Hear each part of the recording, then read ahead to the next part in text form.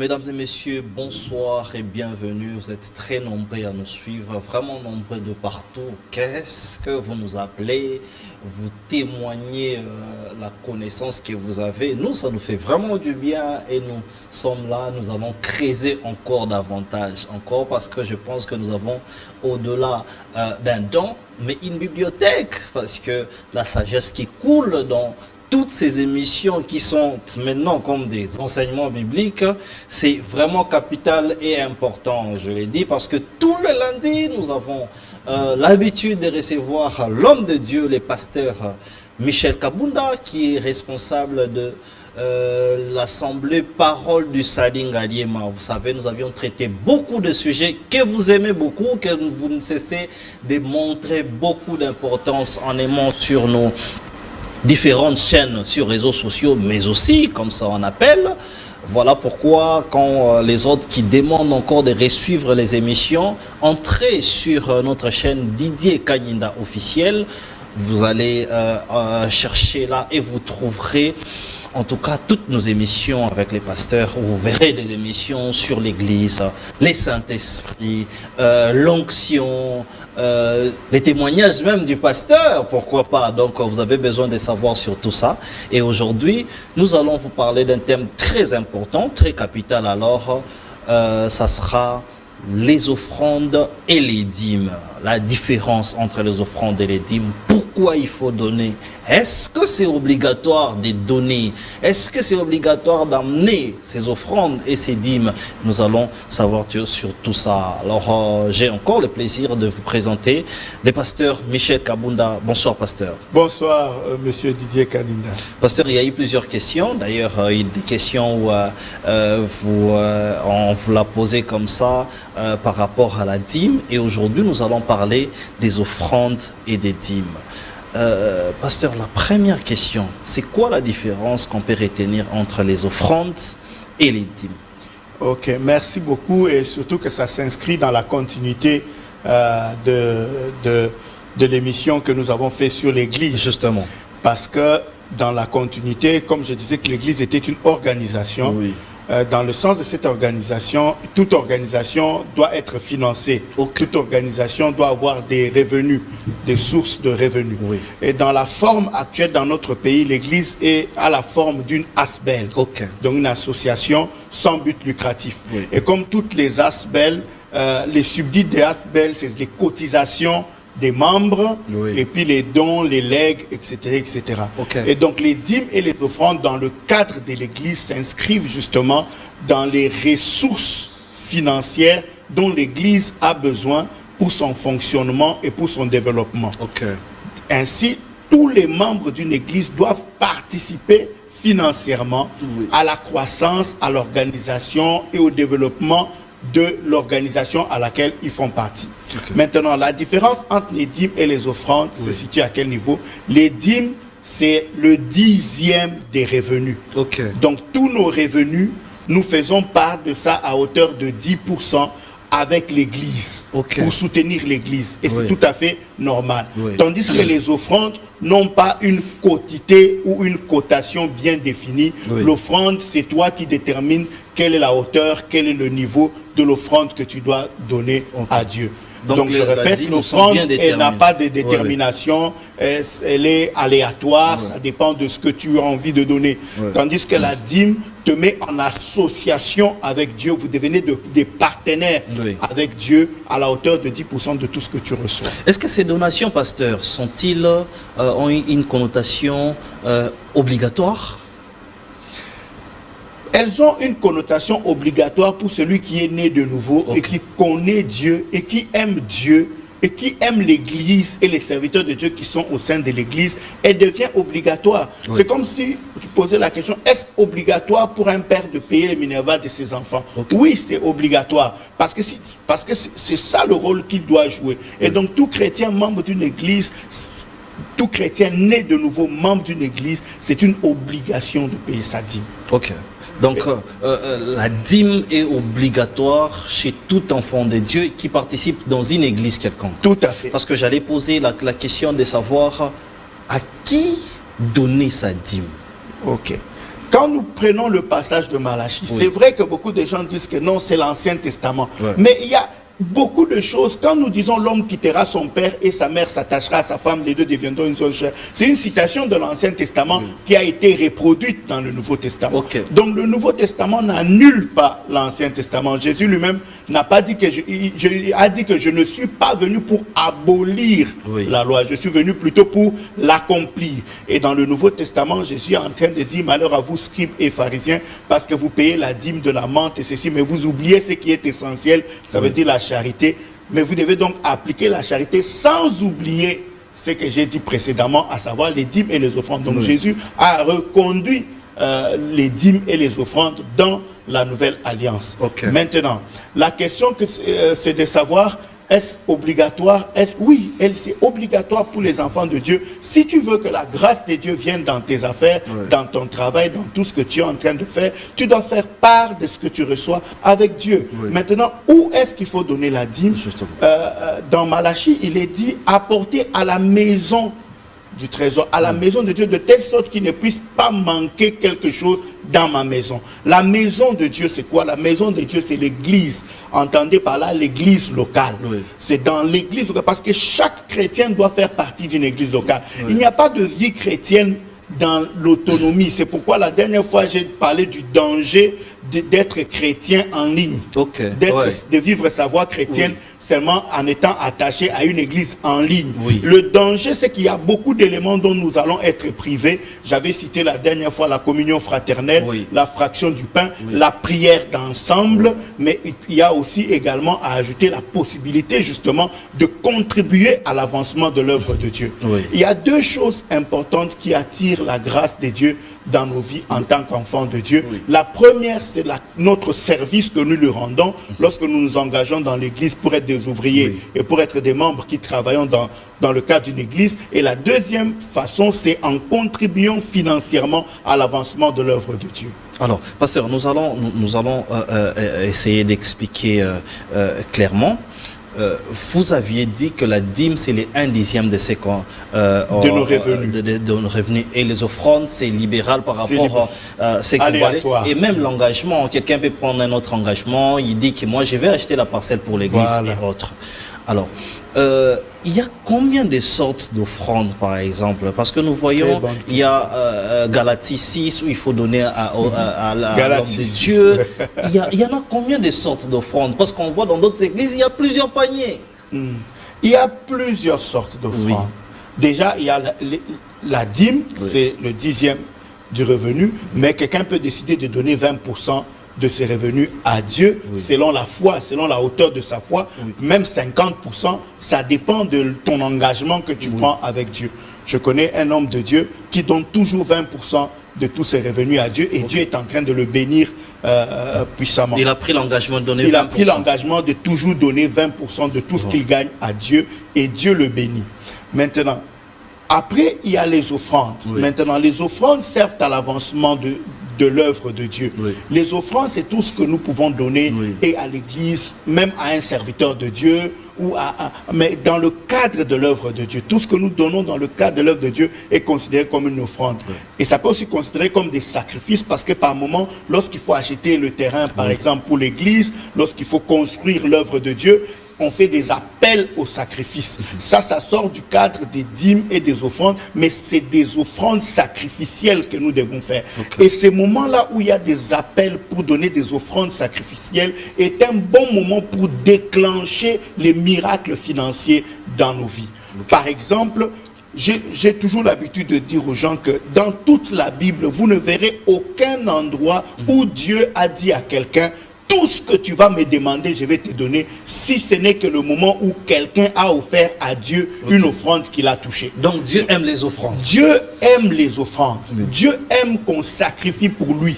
Et aujourd'hui, ce ne sont plus les brebis et les bœufs que nous devons sacrifier en les consumant par le feu, mais c'est vraiment l'argent que nous apportons dans la maison de Dieu. Donc tu peux offrir un montant particulier à Dieu et qui va pousser Dieu à te dire, comme il avait dit à Salomon: demande-moi tout ce que tu voudras, je te le donnerai. Donc, c'est rare que Dieu donne un chèque en blanc à quelqu'un comme ça. Et Dieu était tellement content que l'homme de Dieu a seulement demandé la sagesse pour pouvoir gouverner. Mais Dieu lui a dit, vraiment, je suis touché. Tu ne m'as pas demandé la mort de tes ennemis, tu ne m'as pas demandé ceci, mais tu m'as demandé la sagesse pour gouverner mon peuple. Mais en plus de la sagesse, je vais encore t'ajouter l'argent. Je vais encore donc, Dieu prend plaisir à nous bénir, mais il veut que nous soyons associés avec lui. Il fait toutes choses pour sa gloire. Dans ce que Dieu nous donne, il veut voir quelle est la part qui lui revient.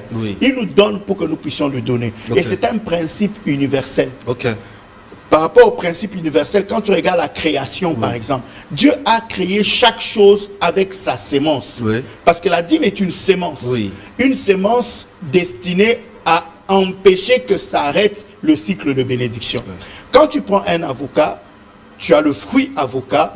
À l'intérieur, il y a un noyau. Tu ne peux pas manger et l'avocat et le noyau. Pourtant, quand quelqu'un te donne un avocat, il t'a tout donné. Il t'a donné et la chair et le noyau, tout ce qui constitue l'avocat. Mais quand tu prends l'avocat, tu dois manger la chair, mais tu ne dois pas manger le noyau. Pourquoi tu ne manges pas le noyau? Parce que le noyau est destiné à être sémé en terre pour pouvoir te produire, pour garantir que tu ne manqueras plus jamais d'avocat. Voilà. Donc, quand quelqu'un t'offre un avocat, ça peut être toute une forêt derrière. Justement. Et dans chaque bénédiction que Dieu nous donne, il doit y avoir la sémence que nous devons s'aimer qui doit produire la forêt que nous voulons voir. C'est ainsi que celui qui est en alliance avec Dieu, notamment dans les dîmes et dans les offrandes, sa prospérité sera inarrêtable. Exactement. Alors, pasteur, j'aimerais bien que vous puissiez expliquer ces différences pour que ça puisse quitter.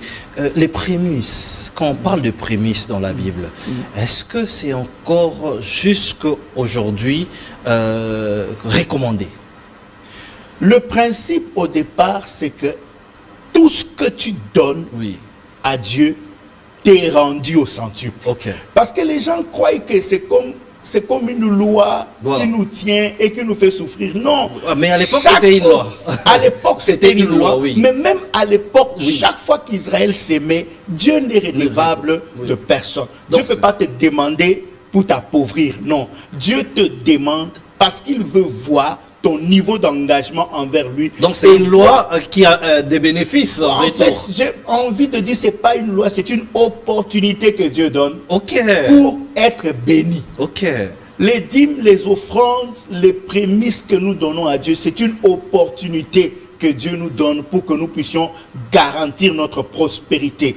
Vous savez, j'avais expliqué une fois que la prospérité, c'est pas la richesse. Un homme riche et un homme prospère, c'est deux choses différentes. La prospérité, c'est l'état de quelqu'un qui avance constamment. Tandis que la richesse, c'est un fait spontané. Par exemple, quelqu'un a 10 millions au début de l'année, il termine l'année, il a 10 millions. On ne va pas dire qu'il a prospéré, mais on peut dire qu'il est riche. Justement. Par contre, quelqu'un qui commence l'année, il n'a que 100 $, mais quand il termine l'année, il a 5 000 $. Celui-là a prospéré. Donc, il est plus prospère que celui qui a 10 millions. Mais celui qui a 10 millions est plus riche que lui. Tu comprends la différence? Ce que nous cherchons et ce que Dieu nous a garanti, c'est la prospérité. Ça veut dire un état d'avancement permanent. Il n'a pas dit que tout le monde sera millionnaire, mais il a garanti à chacun que quand tu lui fais confiance, il te fera en permanence avancer dans la vie. Il te fera en permanence gravir les échelons, étape après étape, pour atteindre le sommet. Maintenant, les prémices, c'est quoi? Les prémices, c'est quand nous commençons quelque chose. La première récolte, nous la dédions à Dieu. C'est une façon de consacrer ce que nous avons commencé à l'Éternel. Et donc les enfants d'Israël, quand ils s'aimaient et qu'arrivait la période de la récolte, les premières récoltes étaient offertes à Dieu. Maintenant, la première récolte, ça peut être la récolte de la première journée. C'est une prémisse. Ça peut être la récolte de la première semaine. Ce sont des prémices. Ça peut être les récoltes du premier mois. Mais peut-être la récolte ne se faisait que pendant un mois. Donc ça pouvait être les récoltes de la première journée. Donc le principe des prémices, c'est comme quand tu commences un nouveau travail. Tu prends ton premier salaire et tu l'offres à Dieu. Tu mets dans le panier de l'église. Tu vas l'offrir dans le culte ou au pasteur de l'église, tu offres parce que tu donnes à Dieu et tu veux par là que Dieu garantisse ta carrière professionnelle. Pasteur, par rapport à cela, j'aimerais poser cette question qui fait tabac, qui fait même confusion. Confusion entre les parents et Dieu par rapport aux prémices. Parce qu'il y a d'autres parents qui disent quand tu commences un travail, tu le donnes d'abord aux parents. Est-ce qu'un chrétien priant dans une église, commençant un travail, doit d'abord offrir au Seigneur, au pasteur, à l'église ou aux parents? Dieu a établi un principe. Oui. C'est que les parents sont en quelque sorte aussi comme ses représentants pour ton père. Ok. Et en quelque sorte aussi comme le représentant de Dieu pour toi sur la terre. Ok. Donc, et Dieu, après avoir terminé les commandements, dans les 10 commandements, les 3 premiers commandements ne concernent que Dieu. Et le 4e commandement, c'est le premier commandement humain, il concerne les parents. Oui. Et Dieu a dit, honore ton père et ta mère, afin que, il y a 2 bénédictions qui sont attachées, afin que tu vives longtemps et heureux. Donc si tu cherches la longévité et le bonheur, tu dois honorer les parents. Maintenant, un parent qui n'est pas chrétien, qui t'a fait étudier, primaire, secondaire, université. Et après ça, tu trouves un travail. Si ton parent te dit ton premier salaire, tu me le donnes, prends ton premier salaire, va donner à ton père. Ok. Il te bénira et ça te bénira. Maintenant, si tu es en alliance avec Dieu, ton deuxième salaire, tu peux l'offrir à Dieu. Parce que tu veux garantir la protection de Dieu qui est supérieure à la protection des parents. Oui. Mais maintenant, autre chose encore. Le salaire, c'est ce qu'on te paye pour 30 jours. Justement. Les prémices peuvent être aussi le salaire de ta première semaine. Justement. Ça peut être le salaire du premier jour. Voilà. Donc, si j'ai un salaire de 3 000 $, si je dis la première semaine, je l'offre à Dieu, je divise mon salaire par 4 et j'offre à Dieu. Ah ok, c'est faisable aussi, comme ça. Oui, c'est faisable parce que c'est la première semaine. Prémisse veut dire première. Mais c'est toi qui peux décider que c'est la première semaine que j'offre à Dieu comme prémisse. Ou c'est les 2 premières semaines, ou c'est le premier mois, ou c'est les 3 premiers mois. C'est toi qui décides. Ou le salaire du premier jour. Parce que quand on part du parallélisme, ça part des récoltes. Justement. Quand les enfants d'Israël récoltaient, ça dépend de la sémence que vous avez plantée. Donc vous ne pouvez pas tout donner. Voilà, la récolte n'est pas annuelle. Justement. Tu peux récolter, tu sèmes pendant 9 mois, tu attends et puis tu viens récolter en 3 mois, tu récoltes. Et tu dois vendre et garder le revenu pour vivre toute une année. Planifier pour vivre toute une année. La récolte d'une année peut se faire en un seul mois. Et ils n'offraient pas tout le mois à Dieu. Ils offraient par contre, par exemple, les récoltes de la première journée ou les récoltes de la première semaine. Donc, quand tu veux offrir tes prémices à Dieu, tu peux dire c'est mon premier salaire que j'offre à Dieu, mais tu peux aussi dire c'est ma première semaine que j'offre à Dieu parce que tu dois aussi vivre. Dieu ne veut pas que les gens meurent. Dieu ne veut pas que les gens meurent. Et c'est toi qui décides. Et quand tu donnes, tu dois donner de bon cœur. Tu dois donner avec joie. Tu ne dois pas le faire comme quelque chose qui te fait mal. Parce que il faut donner si tu donnes en murmurant, ça ne te sera d'aucune utilité. Non, mais Dieu la réalité, aime quand on donne avec joie. Donc quand tu décides, par exemple, tu dis que chaque année je donnerai ma prémisse à Dieu. Dès que l'année commence, tu peux dire le salaire de ma première semaine, je l'offre à Dieu. Et donc tu calcules ton salaire par semaine dans une année et tu offres à Dieu. Exactement. Voilà. Mais quand il y a une situation de conflit où ton père qui t'a mis au monde, qui t'a fait étudier, réclame que tu lui donnes ton premier salaire, n'entre pas en conflit. Prends le premier salaire, va donner à ton père. Dieu ne va pas considérer ça que tu l'as déshonoré. Au contraire, ça entre toujours dans les principes. Il n'y aura pas conflit il y aura des générations. Parce les parents sont une très grande source de bénédiction pour les enfants. Et ça, même en tant que chrétiens, nous ne devons pas oublier. Parce qu'on voit aussi parfois des enfants qui sont nés d'une maman sorcière. La maman sorcière t'a porté 9 mois dans le ventre, elle t'a allaité, elle t'a payé les études primaires, secondaires et universitaires. Après, tu trouves un travail, tu commences à travailler. Quand elle réclame que tu lui donnes quelque chose, tu dis qu'elle est sorcière. Et généralement, c'est peut-être un pasteur qui te dit que ta maman est sorcière, il ne faut pas lui donner. Là, tu vas passer à côté d'une grande source de bénédiction. Et en ce moment-là, si elle te maudit, tu ne pourras pas échapper à cette malédiction. Les parents sont une première grande source de bénédiction. Et quand nos parents nous ont élevés, il est convenable qu'à des périodes bien précises, nous leur donnons, nous leur offrons des cadeaux, que nous les soutenons, parfois même que nous les prenions en charge. C'est des grandes sources de bénédiction. Quand ton père dit « Sois béni mon fils », tu es béni. Quand ta mère dit « Sois béni mon fils », tu es béni. Donc, les parents aussi, nous devons agir dans ce sens-là. Alors, pasteur, avant d'entrer dans plusieurs sortes des offrandes, il y a un exemple comme ça qu'on doit les citer parce qu'on a besoin de votre éclaircissement ou votre expérience. Il y a quelqu'un qui a posé une question comme ça. Cette personne a perçu l'argent venant d'un crédit bancaire. Je ne cite pas les montants, ça pourrait être 20 000 $. Et la personne pose la question. J'ai un crédit de 20 000 $ ou de 30 000 $, on prend comme ça. Dois-je donner la dîme ou pas? Très bonne question, oui. Papa Kaninda. Oui. La dîme, c'est le revenu. Oui. Quand une banque te donne un crédit, c'est pas ton argent. Ok. Ce n'est pas ton argent. Oui. L'argent appartient à la banque. Ok. Et tu vas même rembourser cet argent avec des intérêts. Justement. Donc oui. tu ne peux pas payer la dîme d'un crédit que tu as reçu. Ok. C'est une ignorance incroyable. Ok. Quand tu reçois un crédit d'une banque, tu dois faire ce pourquoi tu as demandé le crédit. Oui. Parce que quand on demande un crédit, on donne une sorte de business plan. Justement. De ce que nous allons faire, le projet ouais. qui amène la banque à te donner ce crédit. Quand tu reçois le crédit, l'argent doit faire le projet. Oui. Maintenant, une fois que le projet est accompli, tu commences à rembourser la banque, tu payes les intérêts de la banque.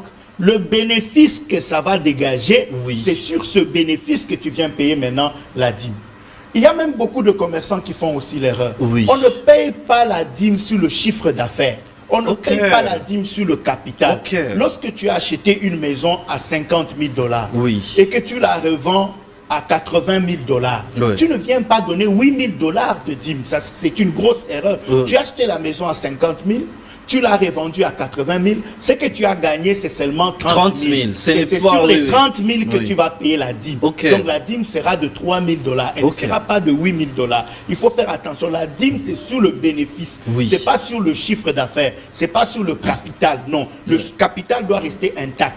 Tu dois calculer. Tous les commerçants doivent faire les comptes. Ils doivent tenir leur comptabilité pour dégager le bénéfice après avoir payé les travailleurs, après avoir payé le loyer, après avoir fait toutes les dépenses. C'est seulement après que vous venez payer la dîme. C'est la même chose que l'impôt. Quand nous payons l'impôt à l'État, nous ne payons l'impôt que sur les bénéfices. On a déjà déduit les dépenses, on déduit les charges, on ne vient payer l'impôt que sur le bénéfice dégagé. C'est la même chose aussi pour les chrétiens. Nous ne payons la dîme que sur le bénéfice réel dégagé. C'est sur ce bénéfice-là que nous payons la dîme. Sinon, on va s'appauvrir. On te donne un crédit de 100 000 $ pour un projet évalué à 100 000 $. Tu enlèves 10 000 $, tu viens... C'est que tu as même volé l'argent de la banque. Justement, tu commences à avoir des maux de tête. Oui, parce que l'argent qu'on te donne, c'est pas ton argent. Je répète, un crédit qu'on t'a donné, ce n'est pas ton argent, ce n'est pas un revenu. Et donc, tu ne dois pas payer la dîme sur ça.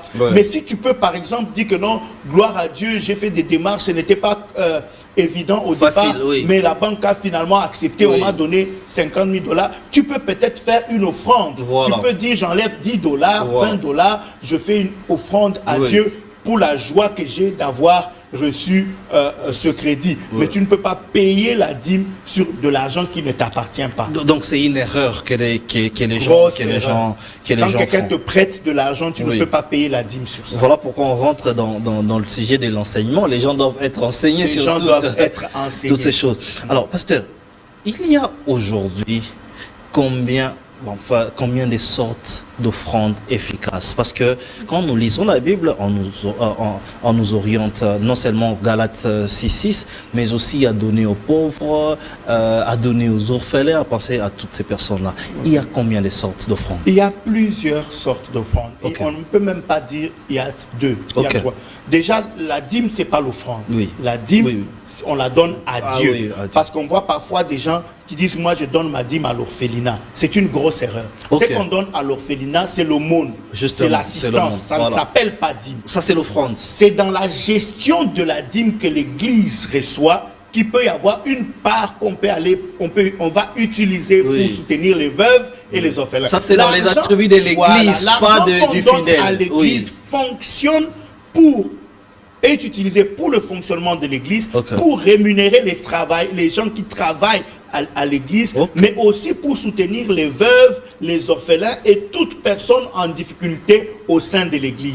Parce que nous sommes une communauté, les forts doivent soutenir les faibles. Et c'est le pasteur ou le comité pastoral qui fait ce travail d'équilibre pour aider les pauvres de l'église à rehausser un peu leur niveau. Dans toutes nos églises, nous payons les minervales des orphelins, nous soutenons les veuves.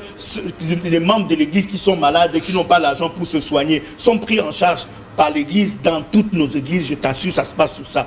Ça se passe comme ça. Nous, je suis pasteur dans l'église. Quand nous recevons les gens dans nos consultations, une grande majorité, c'est des personnes qui ont des sérieux problèmes à caractère sociaux et que nous sommes amenés à aider aussi à résoudre un pasteur résout des problèmes en permanence. Tu peux avoir un membre de l'église qui est en souffrance, qui a besoin de quelque chose, tu ne vas pas seulement prier et dire que la grâce de Dieu soit avec toi. Non, le pasteur a aussi l'obligation de dire, regardons ce qu'on peut avoir dans la caisse, on peut voir comment on peut soutenir telle famille en difficulté, telle personne qui a besoin d'une garantie de la maison, tel étudiant orphelin qui doit terminer ses études à qui il manque $200.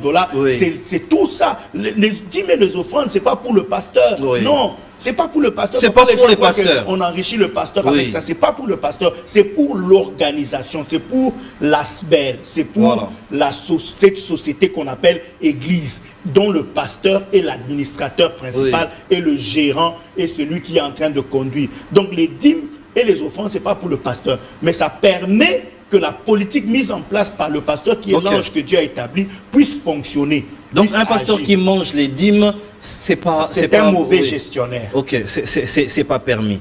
Alors, et dans notre communauté, même le pasteur ne touche même pas aux dîmes et aux offrandes. Il y a un administrateur qui reçoit et qui tient compte des dépenses qu'il fait et tout ça. Le pasteur touche le salaire qui lui est alloué. Et on lui paye son salaire. Et tout ce qui entre dans l'église aide au développement de l'église, acheter les terrains, construire le temple, bâtir le temple, soutenir les veuves et les orphelins.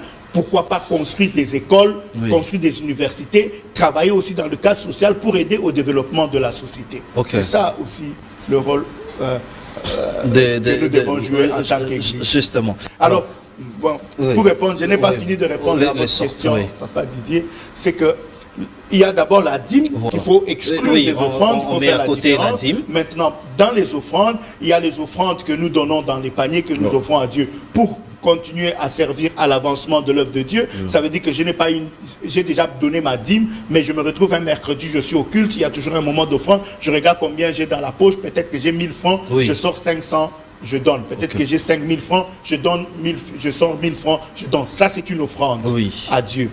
Maintenant, ça peut aussi être que je reçois un homme de Dieu chez moi à la maison, il est venu, il a prié, il a fait un service, je me suis senti béni, je le bénis. Parce que chaque homme de Dieu a la promesse de Dieu de bénir quiconque le bénit. Quand tu bénis un homme de Dieu, tu ne peux pas rater ta bénédiction en retour.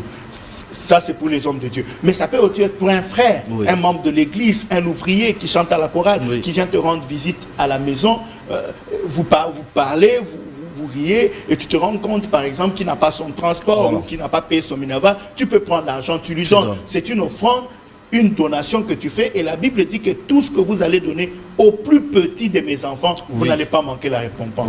La Bible dit précisément, tout ce que vous allez, que ce soit même un verre d'eau que vous allez donner au plus petit de mes enfants, vous n'allez pas manquer votre récompense. Maintenant, quand nous sortons de ce cadre-là, dans la rue, tu rencontres quelqu'un. Tu rencontres quelqu'un qui souffre, tu sors 500 francs, tu lui donnes. Ça, c'est ce qu'on appelle les aumônes. Les aumônes, ça veut dire c'est l'assistance aux pauvres. Et chaque élément a son rôle. L'aumône, Dieu aussi te bénira. Mais par rapport à l'aumône, Dieu dit ça n'entre pas. Est-ce que là, ça entre dans les offrandes? Non, là, c'est pas une offrande. Dans un autre cadre. C'est l'aumône. La Bible dit, celui qui aide le pauvre prête à Dieu. À Dieu. Prête. C'est ça le terme qu'il y a. Celui qui aide le pauvre, il prête à Dieu.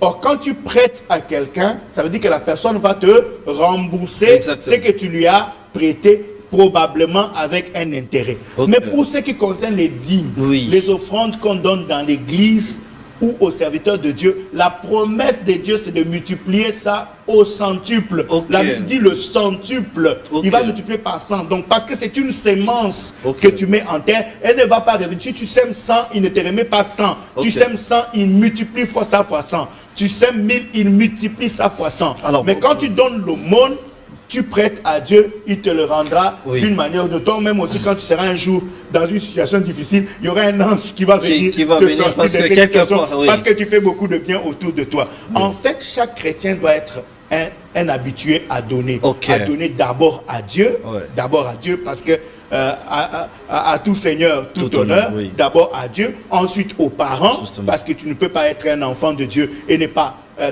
soutenir les parents, ne pas honorer tes parents. Ensuite, il y a aussi ta famille, ta femme, tes enfants. Il y a aussi les pauvres. D'abord, les pauvres de l'église, les membres de l'église qui sont en difficulté. Ensuite, il y a les autres, ton prochain. Tu dois l'aider. Tout ce que tu fais pour quelqu'un, Dieu te le rendra toujours. Qu'il soit chrétien, qu'il soit païen. Si c'est seulement un être humain créé à l'image de Dieu, tout ce que nous donnons aux gens autour de nous, Dieu nous le rendra toujours. Alors, les téléphones ne cessent de sonner, mais s'il vous plaît, vous connaissez les principes de notre émission. Faites-nous un message, nous allons voir comment est-ce que nous allons lire, vous rencontrer et chercher à vous rencontrer, si pas aujourd'hui, mais dans nos différentes émissions, bien sûr. Pasteur, j'aimerais bien qu'on insiste là, parce que même moi, ça m'étonne.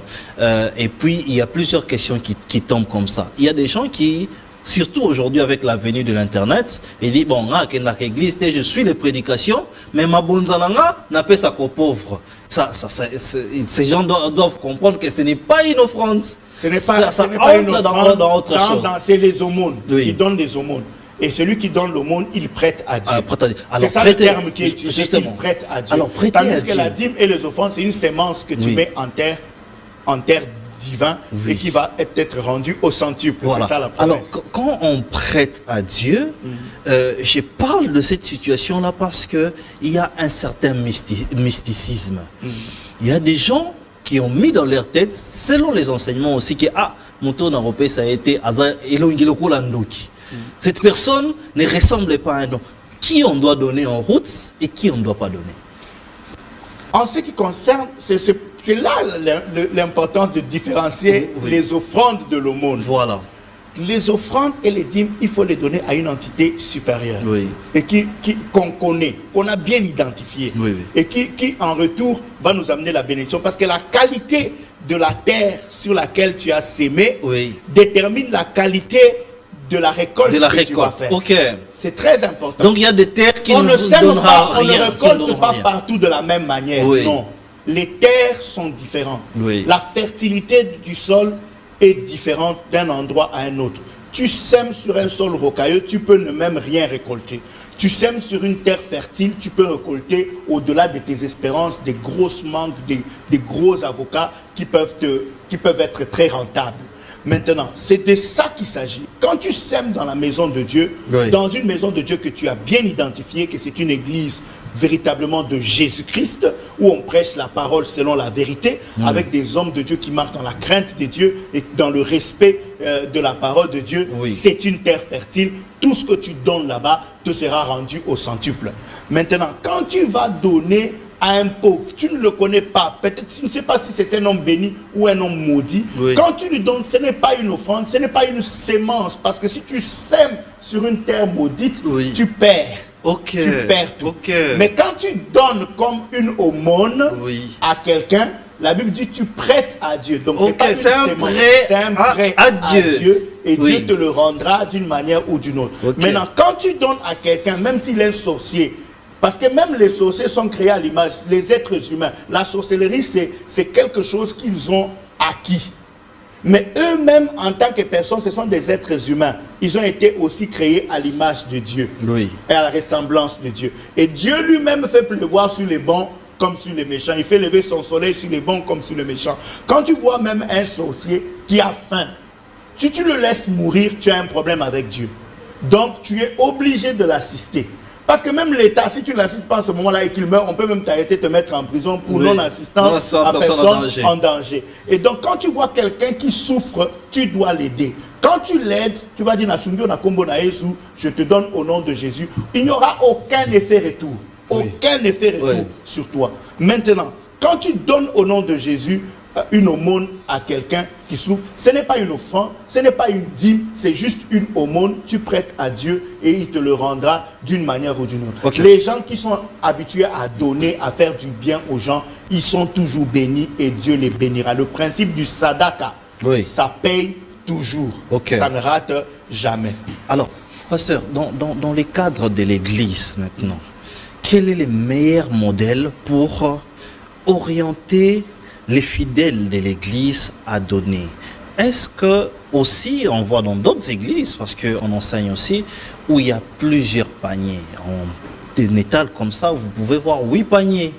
Est-ce que c'est recommandé ou ça n'a aucun problème? Ça peut poser problème pour certaines personnes. Il n'y a pas un passage dans la Bible que je peux donner pour attaquer que les gens mettent 10 paniers devant. Non. Mais c'est plutôt le bon sens.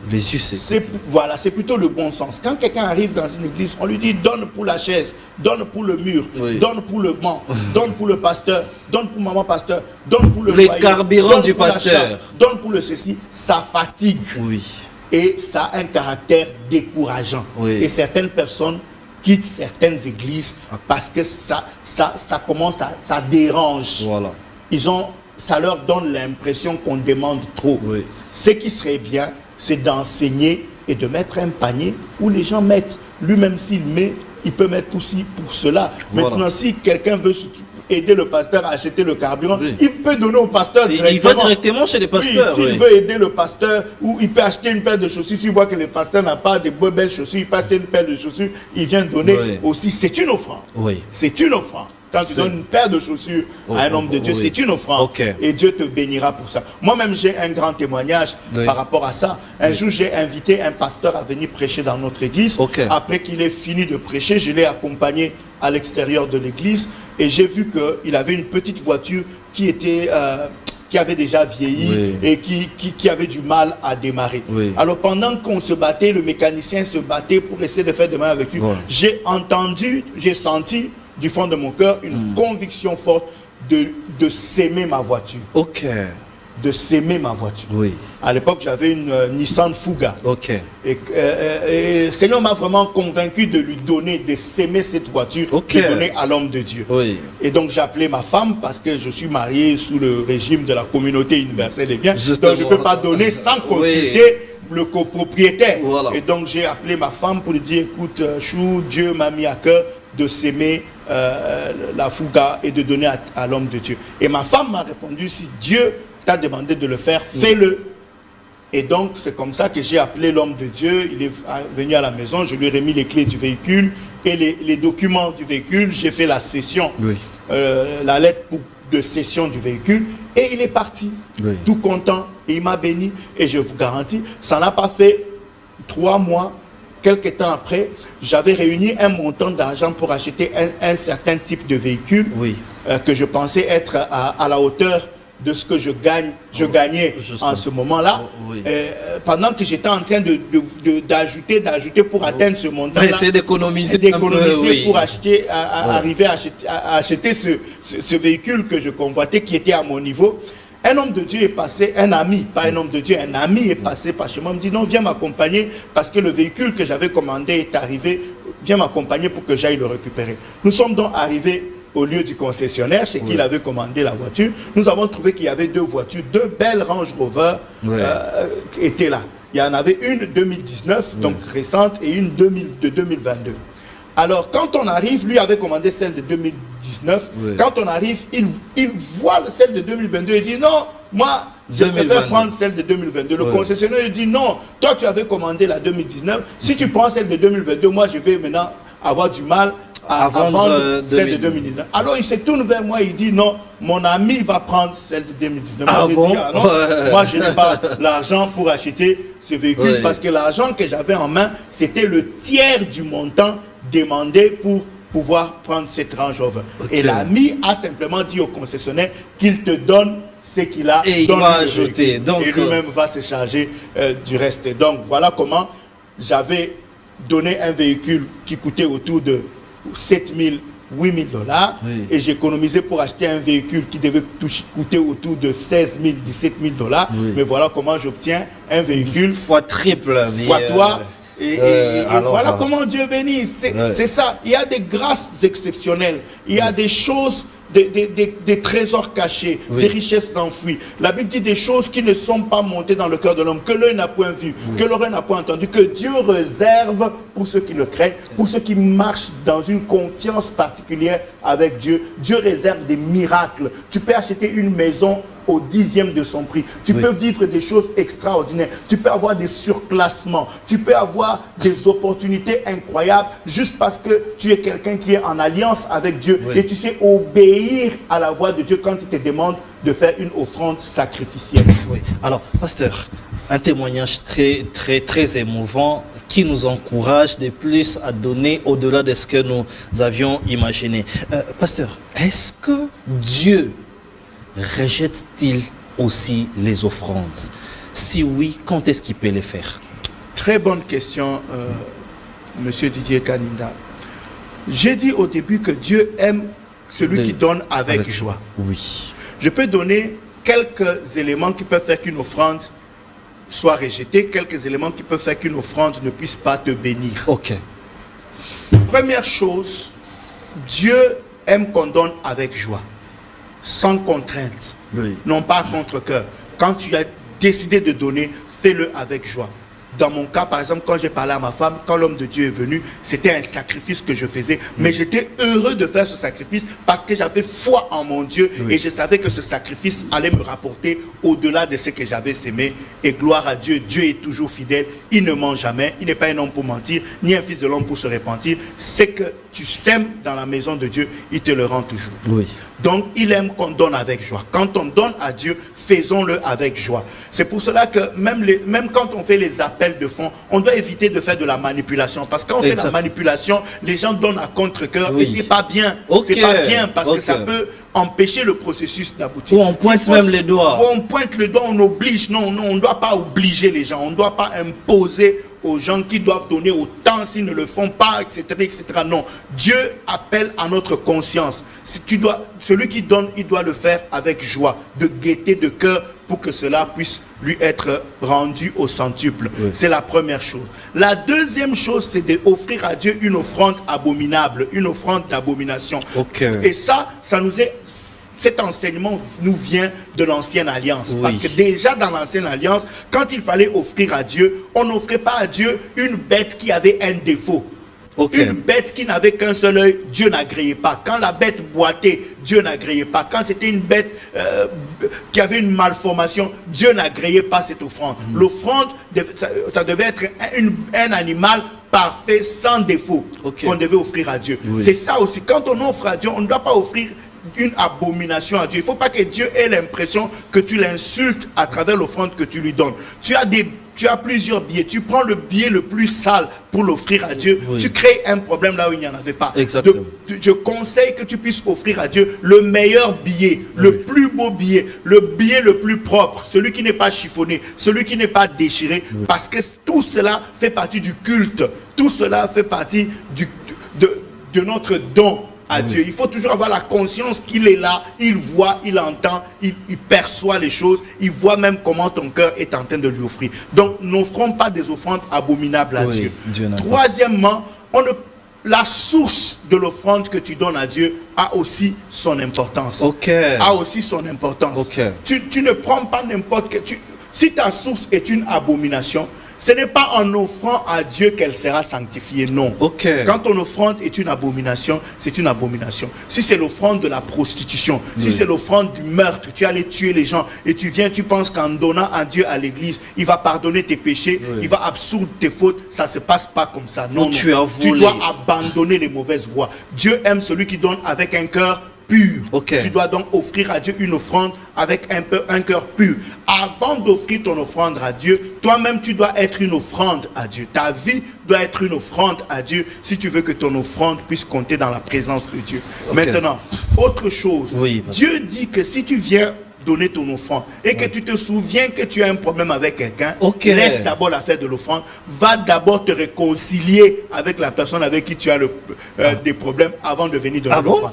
Tu vois, ça ajoute à ce que je viens de dire ici. Au cause à la thé, aux a toujours un problème à battre, aux a pas rancune, aux a pas haine envers battre, mais aux a ko kabela nzambo quand ils ont payé nzambe sengo et que nzamba ko pambolo kaka. Non, ça se passe dans pas ce cas-là, comme ça. Dieu refuse. Voilà, Dieu refuse, effectivement. Ton offrande n'est pas agréable à Dieu. Ce n'est pas une fumée de bonne odeur qui va monter vers Dieu. La qualité de l'offrande est aussi liée à la qualité du cœur qui offre. C'est très important. C'est comme une femme, ton mari, un mari qui trompe sa femme sait que son mari l'a trompé, ils sont fâchés l'un l'autre. Au lieu de venir demander pardon à sa femme, il achète un pagne pour venir donner à sa femme. Tu vois, c'est la même chose. La femme là que tu as trompée, à qui tu n'as pas demandé pardon, tu viens lui offrir un pagne. Ce pagne là n'a pas vraiment, pour une femme vraie, je parle pas des têtes brûlées qui sont parfois à gauche, à droite. Non, je dis une femme bien éduquée, une femme qui craint Dieu, une femme correcte. Quand tu l'as blessée, tu dois demander pardon. Ce n'est pas en lui donnant des cadeaux et en lui offrant des choses que tu vas couvrir la faute. Tu dois lui demander pardon. Et quand elle te pardonnera, dans la joie du pardon, lorsque tu lui offres un cadeau, elle recevra ça avec joie. C'est la même chose avec Dieu. Tu ne peux pas être fâché avec lui et croire que ton offrande va le corrompre. On ne peut pas corrompre Dieu. On résout les problèmes avec Dieu par la repentance et après on vient offrir. Donc les offrandes dépendent aussi de la qualité de la marche et la condition des vies que nous avons. Et nous avons plusieurs questions faute de temps. Nous devrions parler sur les promesses faites à Dieu. Quelqu'un, par exemple, j'ai reçu des questions comme ça, il fait une promesse à Dieu en étant à Kinshasa, mais les voyages le surprend, il voyage, il va ailleurs, et qu'est-ce qu'il doit faire dans ce sens-là? Il doit donner à l'église où il commence à fréquenter, là où il est, ou se référer là où il avait fait l'offrande. Est-ce que tu peux reprendre la question? C'est-à-dire les promesses de Dieu. Il y a des gens qui prennent un engagement que si Dieu me donne $1000, je donnerai $500 à Dieu. Mais avant que Dieu ne lui donne les $1000, il voyage. Il se retrouve dans un voyage loin et Dieu lui donne les $1000 là. Voilà. Où est-ce qu'il doit donner? La Bible dit ne te hâte pas de faire un vœu. Ne sois pas pressé. Quand tu veux faire un vœu à Dieu, prends le temps de réfléchir. La Bible dit ne te hâte pas de faire un vœu à Dieu. Quand tu fais un vœu, et tu te dois de l'accomplir coûte que coûte, quoi que cela va te coûter, tu dois réaliser les vœux que tu fais à Dieu. C'est très important. Maintenant, tout dépend de l'engagement que tu as pris. Si tu fais un vœu de donner $1000 à Dieu, tu as fait ce vœu, tu es à Kinshasa, et puis tu voyages, tu vas en France, tu es dans une église, tu peux prendre les $1000, tu donnes parce que tu as fait le vœu de donner à Dieu. Dieu est partout. Partout où est Dieu, tu peux lui offrir cette offrande et accomplir le vœu que tu as fait. Maintenant, quand tu es dans une église X, par exemple, tu es ce jour-là à la parole du salut Ngaliema. Ce jour-là, on fait un appel. On dit, il y a des gens qui peuvent donner $1000. Nous avons besoin de 300 personnes qui vont donner $1000 pour acheter la parcelle où nous allons bâtir le temple pour Dieu. Ce jour-là, tu prends l'engagement, tu dis, moi, je vais donner $1000. Ça veut dire que tu as pris l'engagement de donner à Dieu, mais en répondant à un appel qui a été fait dans un endroit précis. Et pour un but précis. Et donc cet argent doit être affecté au but pour lequel tu avais pris l'engagement. En ce moment-là, même si tu voyages, tu vas ailleurs et que tu es béni dans l'ailleurs où tu es parti, tu dois renvoyer ton engagement à l'église où tu avais pris l'engagement. C'est la même façon si tu promets de payer le minerval d'un frère de l'église.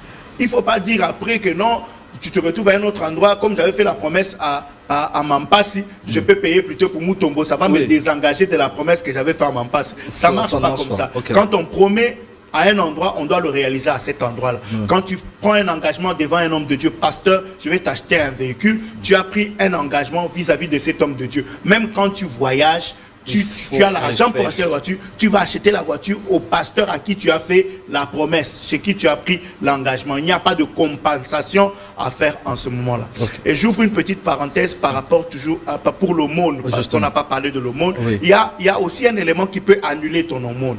La Bible dit que c'est que ta main gauche donne, que ta main droite n'en soit pas informée. Voilà. Donc quand tu aides quelqu'un, tu peux aider le pasteur en dehors des dîmes et des offrandes, tu peux un jour aller chez le pasteur, trouver que le pasteur n'a pas payé son loyer, tu payes son loyer, ou que la femme du pasteur n'a pas de chaussures, tu achètes les chaussures, ou je parle pas seulement des pasteurs, même n'importe quel frère dans l'église, tu vas chez un frère dans l'église, tu trouves qu'il manque telle chose, tu donnes, ou tu prends un de tes habits, tu donnes à un frère, comme la Bible dit que celui qui a 2 chemises, 2 habits puisse partager avec celui qui n'en a pas. Quand tu le fais, ça doit être discret, ça doit être en toute discrétion. Si le frère ou la sœur lui-même va témoigner que quelqu'un l'a béni, même si tu ton nom, il n'y a pas de problème. Mais si toi tu vas te vanter à gauche à droite que ngam na kabela qui est lamba, ngam na pesa qui est montre, ngam na futela qui est minerval, en ce moment-là tu annules la bénédiction. Tu annules la bénédiction ou tu annules la nature. Tu annules la récompense. Donc, parce que la Bible dit, en ce moment-là, il a reçu déjà sa récompense en se vantant d'avoir donné. Exactement. Donc, ta récompense, c'est le fait que tu t'es vanté d'avoir donné. C'est très important. Mais Dieu ne te doit rien et la personne là, en ce moment-là, ne te doit plus rien. C'est très important, pasteur. Je pense que nous allons finir par là. Pour l'avant-dernière question, il y a des questions importantes, faute de temps. Aujourd'hui, les gens qui font l'aumône, ça devient coutume. Ils viennent avec des caméras, pasteur. Ils viennent avec des journalistes, 20 presses pour donner 10 sacs de riz, un t-shirt, ou aider les pauvres. Ça n'a aucune importance, pasteur. Quand vous faites le bien aux gens, quand vous allez dans les orphelinats distribués, vous allez faites-le discrètement. Faites-le discrètement. Parce que quel est le but que vous poursuivez? Une société ne va pas être discrète quand elle va donner. Pourquoi? Parce que quand elle donne, c'est la publicité qu'elle fait pour la société. Le gain, c'est la publicité qui est faite. Par exemple, la société telle a offert 500 sacs de ciment à l'école EP1 Djili. Ils vont recevoir aussi la récompense divine. Voilà, ils vont appeler les journalistes au film, parce que c'est ça le but qu'ils poursuivent. Et donc, en ce moment-là, ils ont déjà reçu les récompenses. Ils ne doivent plus rien attendre d'autre parce que leur récompense, c'est la publicité qui a été faite. Les politiciens, quand ils viennent distribuer les polos et tout ça, ils n'attendent pas quelque chose de Dieu. Ils attendent que ces personnes à qui ils ont donné les polos puissent en retour leur donner leur voix. C'est pourquoi ils le font avec des caméras et tout ça. Mais nous, en tant qu'enfants de Dieu, lorsque nous aidons, faisons-le discrètement. Si nous voulons que Dieu nous bénisse, si nous voulons récolter auprès de Dieu, quand nous aidons les gens, quand nous faisons l'aumône, nous devons le faire discrètement sans qu'on le sache. Par contre, j'ai toujours dit aux gens, quand tu payes ta dîme régulièrement dans une église, arrange-toi. Et ça, peut-être beaucoup de gens vont me contredire, mais je vais dire pourquoi je le dis. Il faut que le pasteur le sache. Il faut que l'église le sache. Dans des pays même beaucoup plus organisés et beaucoup plus évolués que nous, la dîme se paye par un transfert bancaire. De sorte que quand on tient les comptes de l'église, on sait que X paye régulièrement sa dîme, Y paye régulièrement sa dîme et donne les offrandes. Pourquoi est-ce que ça doit parvenir à la connaissance? Il faut que le pasteur ou les responsables sachent. Parce que quand nous regardons dans l'exemple du miracle que le centenier romain a reçu. Quand il fait sa demande à Jésus, mon serviteur est malade, on voit bien que Jésus n'est pas disposé à lui accorder ce miracle. Aussi parce que, à cause du fait qu'il était d'abord venu premièrement pour les brebis perdus de la maison d'Israël et que c'est après que sa mission s'est étendue à tous les êtres humains. Mais en ce moment-là, il ne lui a pas donné parce qu'il a... je suis sûr que Jésus disait il n'est pas éligible, il n'est pas concerné par la bénédiction. Et donc Jésus n'a pas accédé à sa demande. Mais les gens sont venus voir Jésus pour lui dire que non, il faut payer ça. C'est lui qui a construit. C'est lui qui a construit la synagogue. Il est païen, il ne nous connaît pas, il ne vient pas à la synagogue prier, il gère les affaires de l'État, mais malgré ça, c'est lui qui a construit la synagogue. Quand Jésus a entendu ça, il a automatiquement accédé à sa demande parce qu'en ce moment-là, la personne devient un ayant droit en ayant soutenu l'œuvre de Dieu. Maintenant, s'il l'avait fait discrètement, s'il avait donné sans que les gens ne sachent, tu vois qu'il aurait passé à côté d'une bénédiction. Comment faire pour que le pasteur sache? Il faut noter ou il faut dire au pasteur après? Tu peux faire, si tu fais les transferts, les pasteurs verront. Les pasteurs verront.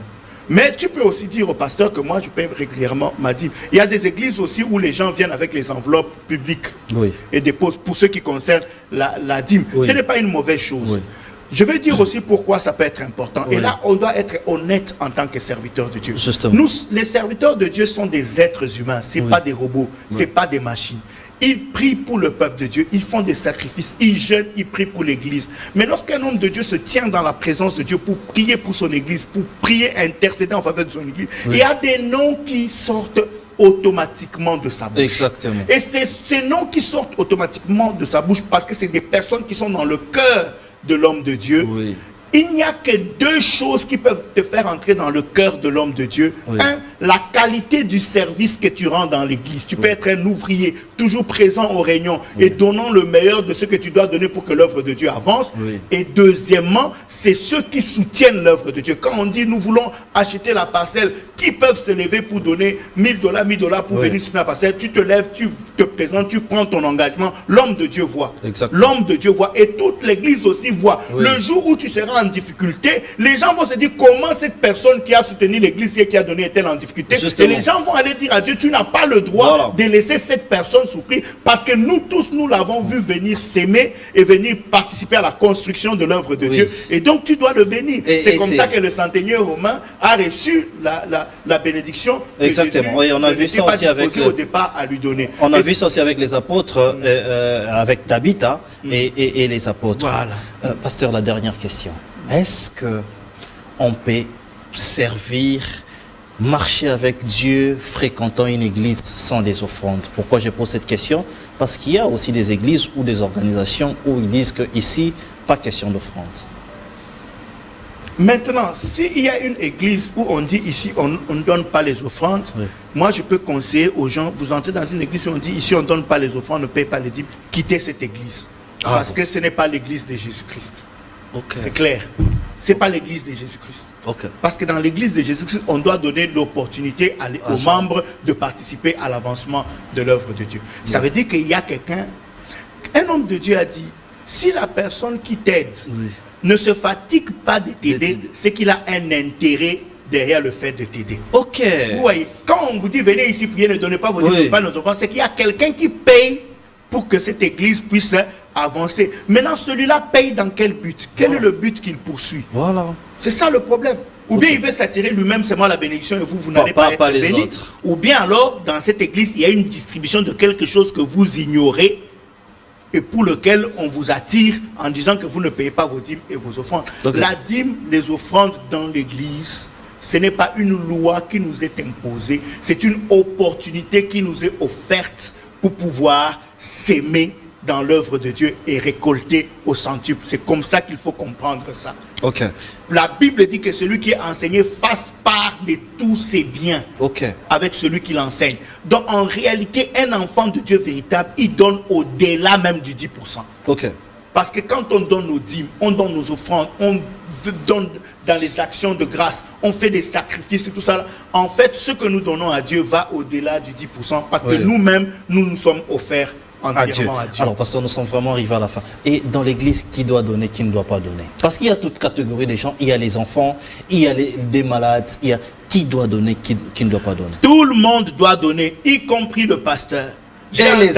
J'ai entendu des pasteurs dire que non, nous ne pouvons pas donner les dîmes, nous ne pouvons pas donner parce que nous-mêmes nous sommes déjà la dîme ou l'offrande sacrifiée. C'est une grosse erreur. C'est comme ça qu'il y a des pasteurs malheureux, des pasteurs minables, des pasteurs pauvres, dépourvus de tout, étant obligés de commencer à manipuler les gens pour manger un peu, parfois même à mentir, à falsifier les miracles pour se retrouver avec quelque chose. Non, Dieu bénit dans la sincérité, dans l'intégrité et dans l'honnêteté. Mais toi, l'homme de Dieu qui prêche, tu dois aussi montrer l'exemple en payant tes dîmes, en donnant tes offrandes, en soutenant les gens qui sont dans les problèmes, pas seulement avec l'argent de l'église, mais avec ton propre argent pour aider aussi ceux qui sont dans les problèmes. Cela est très important. Merci. Et les enfants y compris, et les choristes aussi. Je t'ouvre une petite parenthèse, j'espère qu'on a encore 2 minutes pour dire, aux enfants, parce qu'on voit aussi cette erreur. Justement. Tu pries, ton père ne prie pas, toi tu pries dans une église, ton père te donne l'argent pour aller payer les minervales, tu ne peux pas retrancher de cet argent, ni pour payer la dîme, ni pour... Ce n'est pas ton argent. Ce n'est pas ton argent. Quand